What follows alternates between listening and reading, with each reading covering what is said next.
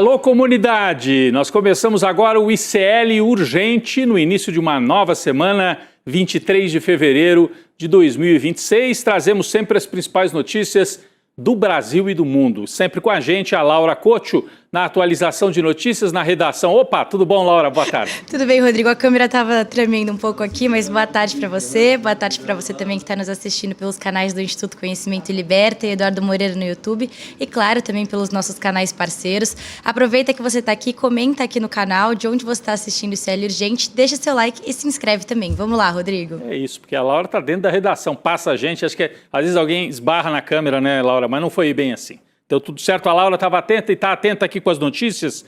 Boa tarde para você que mora nesse país em que o filho do ex-presidente e atual presidiário, Jair Bolsonaro, que se diz amigo do homem mais poderoso do mundo, amigo do Donald Trump, amigo da família do Trump. Pois é, esse filho aí do Jair não consegue impor respeito nem entre os aliados da direita brasileira, da extrema-direita brasileira. Todo mundo odeia o Dudu Bolsonaro. É o que dá a impressão quando a gente lê o que aconteceu nas últimas horas. O fim de semana foi de estocadas em Eduardo Bolsonaro. E que partiram de quem? Do PT? Da esquerda? Não. Partiram da própria extrema-direita, da turma que teoricamente é aliada do Eduardo Bolsonaro. Daqui a pouco nós vamos trazer informações sobre isso e nós vamos começar com uma outra notícia também relacionada à extrema-direita que vai armando seus palanques Brasil afora. Vamos lá. Bom, é o fim do barraco em Santa Catarina? Parece. Ou pode ser só mais um capítulo dessa disputa lá em Santa Catarina. Carlos Bolsonaro, Carluxo, e Caroline de Toni, deputada eleita pelo PL, serão os nomes do Partido Liberal para disputar o Senado em Santa Catarina, o que é uma reviravolta. É uma reviravolta. Como você sabe, a gente acompanha esse caso aqui. Santa Catarina tem 3 nomes da direita para 2 vagas. Os 3 nomes são Carluxo, que nem é catarinense, é vereador no Rio, a Carol de Toni e o veterano Esperidião Amin. Essa foto, aliás, ele está bem mais velho do que isso aqui, mas é uma foto antiga. Esperidião Amin. São 3 para 2 vagas. E o que vinha se desenhando até agora é que seriam Carluxo e Esperidião, os candidatos da direita, por causa de um acordo local. A Caroline de Toni, tinha sido espirrada da chapa. Mas houve uma reviravolta nos bastidores. A confirmação veio em uma fala do governador Jorginho Melo, presidente do PL catarinense. A decisão agora é rifar o senador Esperidião Amin, que pertence a um outro partido, Progressistas. E ele é um dos caciques da política catarinense há 4 ou 5 décadas. A Laura Cotio tem outras informações sobre essa disputa, né, Laura, pelas 2 vagas ali no Senado de Santa Catarina. Rodrigo, parece que a pressão da Carol de Toni deu certo e em poucos dias a deputada federal conseguiu mudar completamente a trajetória política dela. Porque até ontem a de Toni era candidata do Partido Novo para o Senado de Santa Catarina e hoje a deputada tem o nome confirmado pelo próprio governador do estado, Jorginho Melo, e volta aí a briga pelas vagas pelo Partido Liberal no Senado. E essa decisão de manter a Carol de Toni partiu diretamente do Jair Bolsonaro, que mudou o tabuleiro político de dentro da prisão. Segundo aliados da família Bolsonaro, o ex-presidente bateu o martelo no nome do Carluxo e da Carol de Toni para Santa Catarina. Mesmo assim, a deputada ainda tem demonstrado alguma insegurança com a possibilidade do partido do Jair Bolsonaro recuar mais uma vez, Rodrigo. A Michelle venceu essa batalha, hein, Rodrigo? Sem dúvida. Parece ter o dedo da Michelle Bolsonaro nesta pressão. Você falou, a Carol de Toni já estava cotada para ser candidata ao Senado, mas pelo Partido Novo, porque ela ia sair do PL, já tinha até anunciado, e ia se candidatar pelo Novo, dividindo a direita lá em Santa Catarina. Agora é o Esperidião que vai ser rifado? E será que ele sai candidato de toda forma? Bom, com certeza tem algum tipo de pressão aí feita pela ex-primeira-dama Michelle, porque ela era favorável a Carol de Toni, da turma dela. Do outro lado, o governo Lula também faz as suas articulações, as suas apostas em Santa Catarina. Como há 3 nomes fortes da direita que estão se engalfinhando, disputando, a turma do Lula viu a possibilidade, quem sabe, de lançar um nome ao Senado, e mesmo a esquerda sendo minoritária em Santa Catarina, muito minoritária, quem sabe, não consegue beliscar aí um uma vaga em Santa Catarina. O PT tenta construir uma chapa focada na disputa ao Senado e o principal nome é o do Décio Lima, que atualmente é presidente do Sebrae, é um nome de confiança, nome histórico do PT lá em Santa Catarina, muito ligado ao Lula. Em 2022 ele até surpreendeu, ele foi candidato a governador e conseguiu levar a eleição para o segundo turno. Ele foi disputar o segundo turno, perdeu, né, do Jorginho Melo, uma distância grande, mas é um nome conhecido em todo o estado de Santa Catarina.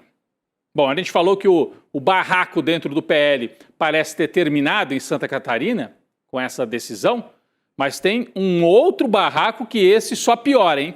E aí sim eu entro no tema que é a nossa manchete, né? Foi até a minha manchete aqui de abertura. O climão entre os figurões do PL nacionalmente agora envolve o nome de Eduardo Bolsonaro. Os personagens principais dessa briga, vamos lá, são Nicolas Ferreira, Eduardo Bolsonaro e a ex-primeira-dama Michele. No fim de semana, isso tudo ficou evidente por várias postagens. Bom, tudo começou quando o Nicolas, que é deputado lá por Minas, anunciou uma manifestação no dia 1º de março com o lema "Fora Lula, fora Moraes, fora Toffoli". Só que parlamentares do PL de São Paulo começaram a divulgar o protesto com um outro slogan, pedindo anistia para os presos do 8 de janeiro e deixando de lado essa história de fora Lula e principalmente fora Toffoli, né? Esses deputados chegaram a criar até mesmo um grupo de WhatsApp para organizar o ato na Avenida Paulista por fora da organização que vinha do Nicolas Ferreira, né? Esvaziando a liderança do Nicolas. Pelo menos essa era a tentativa e a Laura tem outros detalhes desta guerra aí dentro da direita, Laura. Rodrigo, e o Nicolas Ferreira teria ficado bravo com todo esse movimento dos parlamentares que, além de ofuscarem a liderança dele, estão evitando ataques ao ministro Dias Toffoli, seguindo aí uma orientação do Flávio Bolsonaro. Os deputados ainda criticaram o Nicolas Ferreira por ter esquecido dessa pauta da anistia. Mas a briga não parou por aí, Rodrigo. A discussão piorou no fim de semana, quando o Eduardo Bolsonaro entrou toda essa briga aí. Em entrevista ao SBT News, o Eduardo afirmou que o apoio do Nicolas à pré-campanha do Flávio é insuficiente. O filho 03 ainda colocou na conta da madrasta a ex-primeira-dama Michele Bolsonaro. Ele disse que o Nicolas e a Michele estão jogando o mesmo jogo e que eles parecem estar com amnésia, Rodrigo. E o entorno do Jair Bolsonaro acredita, por seu lado, que a tentativa do Nicolas de se deslocar aí do ex-presidente e privilegiar o próprio engajamento e crescimento político, e por isso ele teria se aproveitado do noticiário para pedir fora Toffoli e não falar sobre o Flávio Bolsonaro, Rodrigo. É isso. Então tem uma cobrança muito clara do Eduardo e do Flávio na linha de Michele, você não faz campanha para o Flávio. Nicolas, você não faz campanha para o Flávio. Você não segue a linha central da campanha, né? E o Nicolas claramente está tentando cavar um espaço próprio pensando em 2030. Ele não quer ficar visto como um pau-mandado apenas da família Bolsonaro. A troca de farpas entre eles foi piorando. Depois desse ataque na entrevista, né, o ataque foi feito na entrevista do Eduardo Bolsonaro, o Nicolas respondeu. Ele disse que o filho de Jair Bolsonaro não está bem. Insinuou que ele tem alguma questão aí psicológica, psíquica. Vamos conferir um trecho da fala de Nicolas Ferreira atacando o Eduardo Bolsonaro. Vamos lá. Eu discordo que eu tenha amnésia e que a Michele tenha amnésia. Eu me lembro muito bem, todos os anos, que eu fui atacado injustamente. E diante das situações, né, que estão acontecendo, nós temos o pai dele preso, sofrendo dificuldades de saúde. Você tem as pessoas do dia 8 presas e precisando da derrubada do veto da dosimetria. Você tem o STF envolvido em diversos escândalos. Você tem o Lula literalmente fazendo de tudo para poder destruir esse país. E a prioridade é nos atacar. Então isso diz muito mais sobre ele do que a mim. Então eu acho que o Eduardo não está bem. Então eu acho que o Eduardo não está bem. E ele respondeu mesmo, falou, não, eu não estou com amnésia. Dando a entender que o Eduardo é que não lembra de como ele esteve ao lado do Jair, né? O Nicolas também defendeu a Michele e pediu que o Eduardo respeite a primeira-dama, a antiga, né, primeira-dama, e deixe Michele viver o calvário dela. O calvário significa ter que ir lá, né, levar a marmita, né, para o Jair Bolsonaro na Papudinha. E acontece que isso não terminou no Nicolas, hein? A própria Michele resolveu responder, dar uma estocada no Eduardo Bolsonaro. Olha só, Laura, a vida ali entre a madrasta e os filhos não está muito simples. Laura, traz pra gente. O clima tá complicado, né, Rodrigo? Olha só, a ex-primeira-dama publicou uma foto no Instagram cozinhando rodelas de banana numa frigideira que serviria de marmita para o marido Jair Bolsonaro, que tá preso na Papudinha. E no post que a gente tá vendo aí na tela, a Michele escreveu o seguinte: ele ama banana frita, se referindo aí ao Jair Bolsonaro. Só que aliados do Eduardo interpretaram essa publicação como um deboche, já que o filho do ex-presidente é pejorativamente chamado de bananinha. Mas calma que a briga não parou por aí, Rodrigo. Depois disso, o Eduardo repostou um tweet no X de um seguidor que dizia o seguinte: continuem fritando banana enquanto o Flávio e o Eduardo estão trabalhando duro para resgatar o país. Tenso, né, Rodrigo? Sentiram, né? Aqui o recado era para o Eduardo, conhecido como Eduardo Bananinha, né? Essa divisão, por outro lado, deixa a família ocupando espaço na mídia. Então eles brigam entre eles, mas eles ocupam o espaço. Mas sinaliza essa briga, né, que há um mal-estar grande ali e que o Jair Bolsonaro tem o comando e consegue transferir os votos para o Flávio, mas não consegue controlar totalmente o apetite político futuro dos familiares, pensando já em 2030. Em 2026 eles vão com o Flávio, mas para 2030 está todo mundo colocando o bloco na rua antes da hora e fritando banana, e o cheiro da fritura é possível sentir de longe. Outra treta aí na extrema-direita ocorre entre Carluxo, né, e Valdemar Costa Neto, que é o presidente do PL. O Carluxo saiu dizendo que o pai é quem prepara a lista de indicados do PL, tanto para o Senado como para os governos estaduais, querendo dizer, ninguém manda no PL, quem manda é o meu pai, que está preso.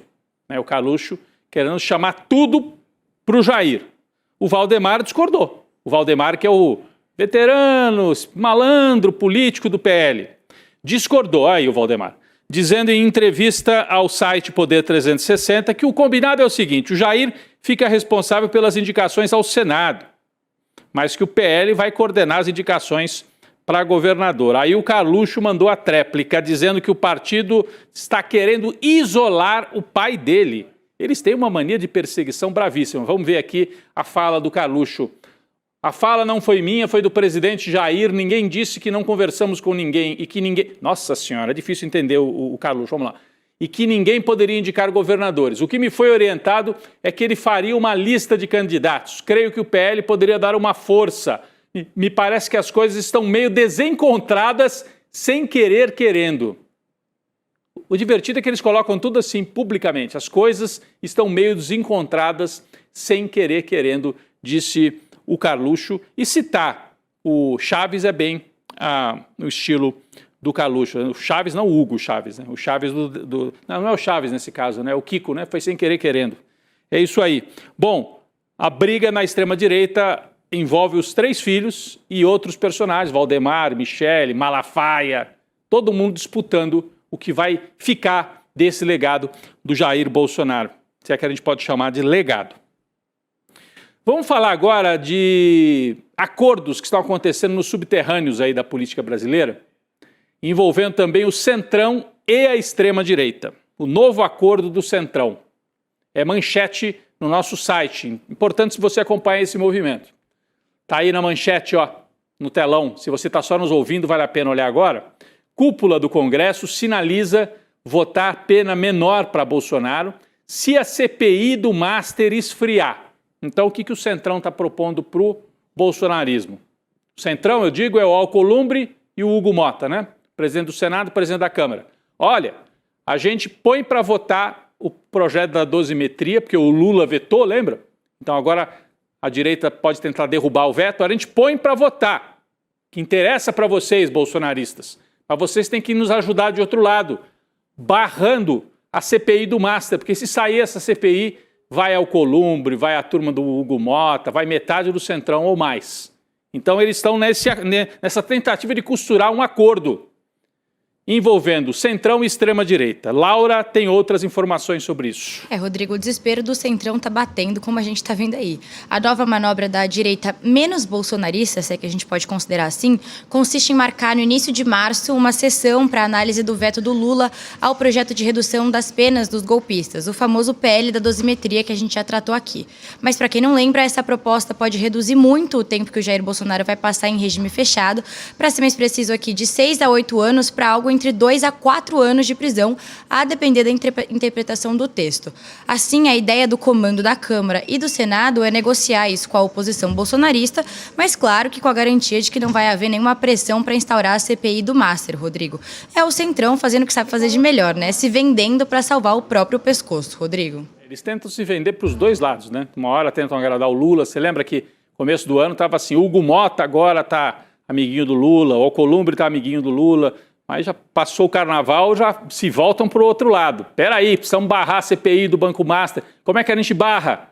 Oferecendo para os bolsonaristas reduzir a pena do Jair. Então, é isso que está em jogo agora, né?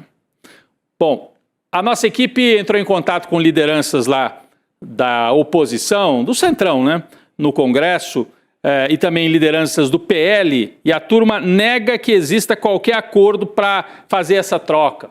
Então, publicamente, eles negam que haja qualquer acordo nesse sentido. Está aí na manchete, lideranças da oposição negam acordo para trocar dosimetria, que é anistia, né? Anistia, para trocar por abafar o caso Master, né? O líder do PL, Sóstenes Cavalcante, disse que não tem chance nenhuma desse acordo ser feito e chamou isso de fake news. Tá bom, vamos acreditar no Sóstenes Cavalcante. Enquanto isso, ele continua buscando uma explicação para aquele dinheiro que acharam lá com ele. Bom, em meio às polêmicas envolvendo o Banco Master e o possível envolvimento do Supremo, de parte do Supremo, para tentar esfriar as investigações, o ministro da Secretaria-Geral da Presidência, o Guilherme Boulos, defendeu hoje o papel do STF, mas olha que importante aqui, ele ponderou. A Corte, o Supremo, não está imune a questionamentos. Então é fazer a defesa do STF pelo papel institucional, mas sem deixar de questionar. Eu achei uma linha interessante essa adotada pelo Guilherme Boulos. Vamos ver exatamente o que ele disse. Vamos lá. O Supremo Tribunal Federal foi importante para o Brasil para preservar a democracia contra quem queria dar golpe de Estado. Ponto. Teve coragem. Funcionou a instituição. Pagou preço por isso. Funcionou a instituição. O Xandão tomou Magnitsky e por aí vai, mas teve coragem. Agora, isso não quer dizer que o Supremo ou qualquer outra instituição esteja acima do bem e do mal.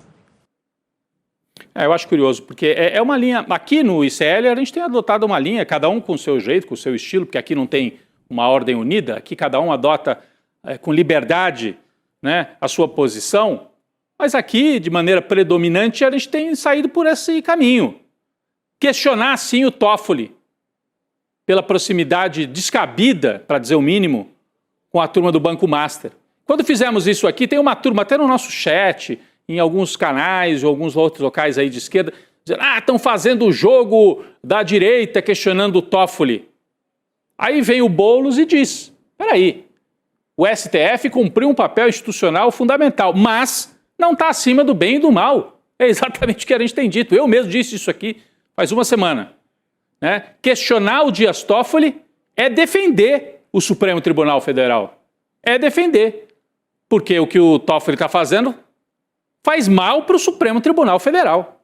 Tava, né? Porque agora foi afastado o Toffoli, retirado. Eu acho que é uma posição importante. Vamos dizer a verdade, o Boulos não fala só por ele. Ele é secretário-geral da presidência do Lula. O Boulos, quando aparece numa entrevista para um canal, uma rádio, né, que acho que ele estava, e diz o que disse, está falando pelo Lula, pelo governo do Lula. Claro, por ele também, mas pelo governo do Lula.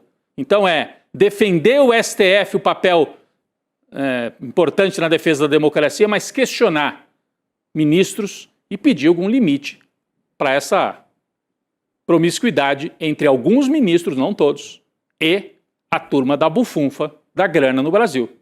Né? Tá demais. Vamos adiante. Importante essa fala do Boulos. Bom, a gente tem mais atualizações falando no caso Master, né? A gente tem mais atualizações sobre isso. A Laura traz notícias de hoje. Laura.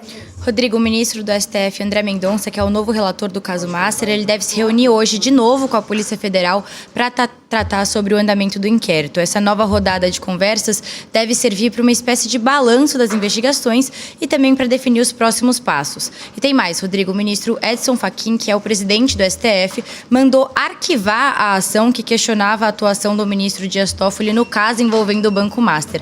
Então, assim, mesmo não sendo mais o relator, o Toffoli não foi declarado suspeito e pode participar de julgamentos relacionados ao processo do Banco Master. Rodrigo. Obrigado pelas atualizações. Laura, 8 anos de atraso. A primeira turma do Supremo inicia amanhã o julgamento dos mandantes do assassinato da ex-vereadora Marielle Franco e do motorista Anderson Gomes. O crime aconteceu no dia 14 de março de 2018. O relator é o ministro Alexandre de Moraes. Vamos relembrar quem são os réus? Os irmãos Brazão, Domingos Brazão, que era conselheiro do Tribunal de Contas do Rio, e Chiquinho Brazão, que foi deputado federal. Além deles, o delegado Rivaldo Barbosa, está aqui na tela, aqui no centro, ó, no começo aparecia como um investigador importante, depois se revelou um protetor dos irmãos Brazão. O Ronald Paulo de Alves, que é um ex-policial militar, que teria atuado para impedir ou atrapalhar as investigações e monitorado também os passos da Marielle. E o Robson Calixto Fonseca, que está último aqui do lado, denunciado pela acusação de ter fornecido a arma do crime. Os 5 estão presos preventivamente, todos eles negam as acusações. A PGR pediu a condenação dos réus por homicídio qualificado, tentativa de homicídio e organização criminosa. Foram apontados 3 agravantes que podem aumentar as penas: crime praticado com promessa de recompensa e motivo torpe, execução que causou perigo comum, meio empregado que dificultou a defesa. Bom, o processo chegou ao Supremo porque havia o envolvimento do Chiquinho Brazão, que era deputado federal. Um julgamento que vem com atraso, né? E o Brasil está sendo cobrado por isso. Laura, instâncias internacionais cobram o Brasil por isso, não é? Especialistas da ONU pediram hoje justiça e reparação para todas as vítimas do que eles classificaram como persistente racismo sistêmico, da discriminação estrutural e da violência no Brasil. No documento da ONU, os representantes da organização afirmaram o seguinte, abre aspas, ao chegarmos a esta etapa tão esperada do processo judicial, é vital que a equidade e a transparência sejam mantidas e que a justiça plena prevaleça. O julgamento representa não apenas o capítulo final da luta por justiça para Marielle Franco e Gomes, mas também um marco importante no combate à impunidade estrutural do racismo, da discriminação interseccional e da violência contra defensores dos direitos humanos, mulheres, pessoas afrodescendentes e LGBTQIA+, no Brasil. O relatório ainda afirma, Rodrigo, que o fato de ter levado 8 anos para chegar a essa fase final do processo judicial é por si só chocante. E é mesmo, Rodrigo, né? É revoltante isso. A gente acompanha alguns casos no Brasil que levam 20 anos para ir a júri, né? Esse caso aqui já levou 8, é realmente revoltante. Vamos voltar aqui para a política, ano eleitoral no Brasil 2026, frente ampla em Minas Gerais. O Lula tentando lançar o Rodrigo Pacheco, só que tem um ruído lá, hein? O Rodrigo Pacheco fez uma sugestão que o PT achou meio esquisita. Fazer uma frente tão ampla, que incluiria o Aécio na chapa. Peraí. Aí vai ter chapa com Rodrigo Pacheco, Aécio e PT juntos? Vai ficar esquisito demais. O que o PT está dizendo disso, Laura? Rodrigo, além do Aécio ser um velho inimigo do Partido dos Trabalhadores, ele ocuparia uma das 2 vagas ao Senado que já foram reservadas para nomes da base governista, como a Marília Campos, o Alexandre Silveira ou até mesmo o Alexandre Calil. O deputado Rogério Correia, que é do PT de Minas Gerais, afirmou que retirar o PT da chapa para incluir o Aécio levaria a um rompimento com o partido. Já o deputado federal Reginaldo Lopes, que também é do PT de Minas Gerais, adotou um tom mais pragmático. Ele confirmou que o Pacheco está buscando uma frente ampla e afirmou que o PT vai participar da chapa só com uma indicação a uma vaga ao Senado, Rodrigo. Mas no momento a chapa do Pacheco ainda está em fase de construção, então a gente tem que aguardar aí os próximos capítulos. Seria uma reviravolta, uma cambalhota que não sei como é que seria vista pelo eleitor lá em Minas Gerais. O presidente Lula, que está articulando essas chapas todas, mesmo de longe, né? Ele está na Coreia do Sul, passou pela Índia e agora chegou à Coreia do Sul. Temos aí a fotografia do Lula sendo recebido. Ele foi recebido na madrugada de hoje numa cerimônia conduzida pelo presidente sul-coreano Lee Jae-myung. Em pronunciamento à imprensa, Lula destacou que ambos os países assinaram memorandos de entendimento nas áreas de saúde, empreendedorismo, ciência e tecnologia, combate ao crime organizado transnacional. Depois, Lula e Janja foram recebidos pelo presidente num banquete de Estado que aconteceu na residência oficial do governo. A gente tem imagens do presidente Lula e da primeira-dama Janja chegando também para esse banquete de Estado. Olha o Lula, né? Eu achei curiosa a roupa, né? O Lula aí de chapéu e a Janja também com um traje coreano, né? Sul-coreano. Né? Foi muito elogiada pela primeira-dama da Coreia do Sul. E nas redes sociais, o presidente da Coreia do Sul postou um vídeo feito com inteligência artificial em que ele abraça o Lula. O vídeo começa com os dois como se fossem meninos e depois os dois adultos. Agora, como se fossem os dois garotos, jovens garotos. Está aí a fotografia no telão.